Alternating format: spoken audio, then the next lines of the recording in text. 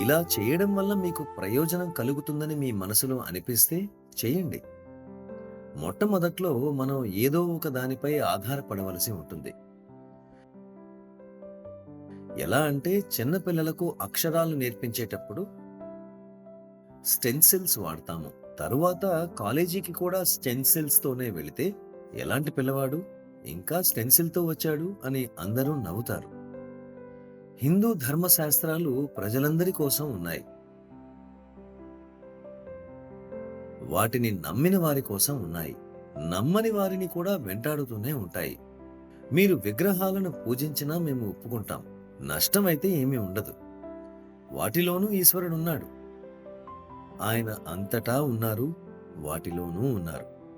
కానీ వాటిలో మాత్రమే ఉన్నాడు అని ఆలోచిస్తే అది తప్పు అవుతుంది. భగవంతుడు ఎంత గొప్పగా ఉంటాడంటే వారి ముందు ఆకాశం కూడా చిన్నదవుతుంది. ప్రభు, మీరు ఇంత విశాలంగా ఉన్నారు. కొంతసేపటి కోసం ఈ ప్రతిమలోకి కూడా రండి. మేము చూడగలము అని ప్రార్థిస్తాం. కానీ మనం ధ్యానం చేసేటప్పుడు కళ్ళు మూసుకుంటాం. ఇక చూడాల్సిన అవసరమేముంది? ఎందుకంటే దేన్నైతే అనుభూతి చెందుతామో అది హృదయం నుండే జరుగుతుంది. నేను మూర్తి ముందు కూర్చున్నాను, ఏమైనా జరుగుతుందని అనుకుంటే అది మానసిక పరమైనది అవుతుంది, శ్రద్ధకు సంబంధించింది అవుతుంది. శ్రద్ధ ఉంటే ఏదైనా జరుగుతుంది. శ్రద్ధ లేకపోతే వేల ప్రతిమల ముందు కూర్చున్నా ఏమీ జరగదు. ప్రేమ ఉంటే ప్రభువు ఉంటారు. ప్రభువు పట్ల ప్రేమ లేకపోతే మీరు సాకారాన్ని పూజించినా నిరాకారాన్ని పూజించినా ఏమీ వ్యత్యాసం ఉండదు. हृदय में प्रेम है तो హృదయంలో ప్రేమ ఉంటే ప్రాణ ప్రతిష్ఠ స్వయంగానే హృదయంలో జరుగుతుంది. ప్రాణాహుతి మీ హృదయంలోకి స్వతహాగానే ప్రవహిస్తుంది. మీలో ప్రేమను మేల్కొల్పితే గీతలో శ్రీకృష్ణ భగవానుడు అర్జునునితో చెప్పినట్లు, నేను ప్రతి ప్రాణిలోనూ ఉంటాను, వారి హృదయంలో నివసిస్తుంటాను అని భావిస్తారు.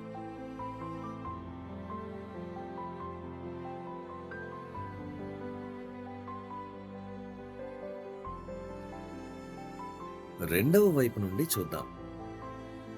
ప్రతిమ అంటే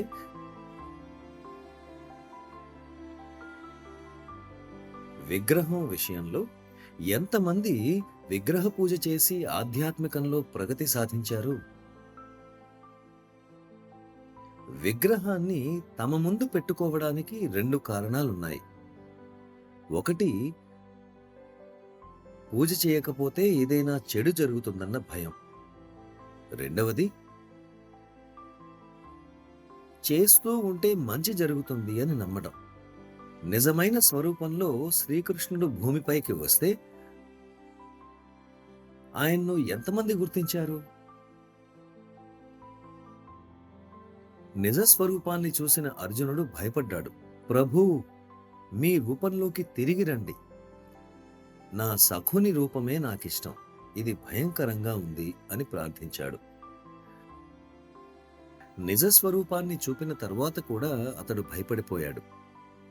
ఆ సమయంలో భీష్మ పితామహుడు, ద్రోణాచార్యుడు వంటి ఎందరో యోగ్యులైన వారు ఆయన విశ్వరూపాన్ని చూస్తూ సాక్షిగా ఉన్నారు తప్ప వారెవరిపై కూడా కృష్ణుని ప్రభావం పడలేదు. ప్రభావం ఎందుకు పడలేదంటే నిజ స్వరూపాన్ని చూసిన తరువాత కూడా వారి చేతుల్లోని మారణాయుధాలు నేలపై పడలేదు. ద్రోణుడు, భీష్ముడు వారితో, ఈయన ప్రభువు, వారితో యుద్ధం చేయనవసరం లేదు, మంచిది కాదు, తలలు వంచండి అని చెప్పి ఉండాలి. నిజమైన స్వరూపాన్ని చూసి కూడా తలలు వంచకపోతే మీరు రాతి ప్రతిమల ముందు తల ఎలా ఉంచుతారు? వంచుతారా? భయంతో ఉంచుతారేమో తప్ప మరే కారణము ఉండదు.